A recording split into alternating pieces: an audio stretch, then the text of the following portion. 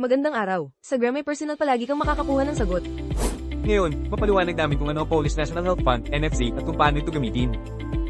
NFC, ito ay isang sistema ng pambansang seguro sa kalusugan.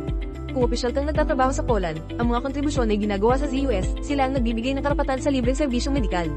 Ang mga estudyanteng nasa full-time na pag-aaral hanggang sa edad na 20 ay maaaring ma-insure sa pamamagitan ng universidad o ng kanilang mga magulang.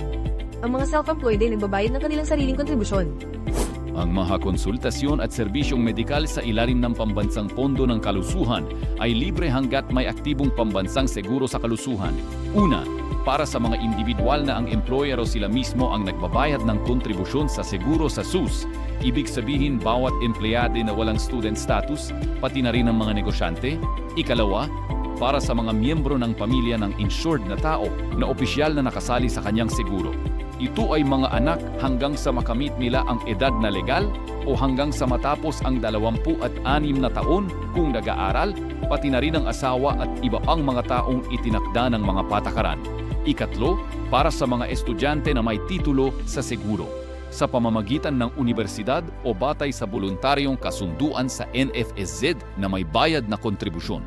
Sa lahat ng kasong ito, ang tulong ay ibinibigay sa mga pasilidad na may kontrata sa NFSZ, batay sa isang dokumento na nagpapatunay ng pagkakakilanlan at kasalukuyang patunay ng seguro. Upang makakuha ng access sa mga serbisyong medikal, kailangang magparehistro sa isang family doctor, gaya ng aking naikwento na. Sa doktor na ito, makikipag-ugnayan ka sa lahat ng pangunahing usapin tungkol sa kalusugan, makakatanggap ng referral sa mga espesyalista, mga medical certificate at sick leave. Sa mga emergency na sitwasyon, tutulungan ka ng mga serbisyo ng NICHOS at SOR. Ang iyong status sa NFZ ay sinusuri sa pamamagitan ng sistema ng IWUSH na nagpapahintulot sa mga pasilidad medikal na agad na makumpirma na ikaw ay insured. Kaya kung ikaw ay nagtatrabaho o nag-aaral sa Poland, alagaan ang iyong estado sa NFZ.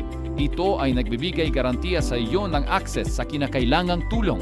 Tinutulungan ng LPP Logistics at Gremi Personal sa mga isyung ito upang makaramdam ka ng kumpiyansa. Maraming salamat sa iyong atensyon.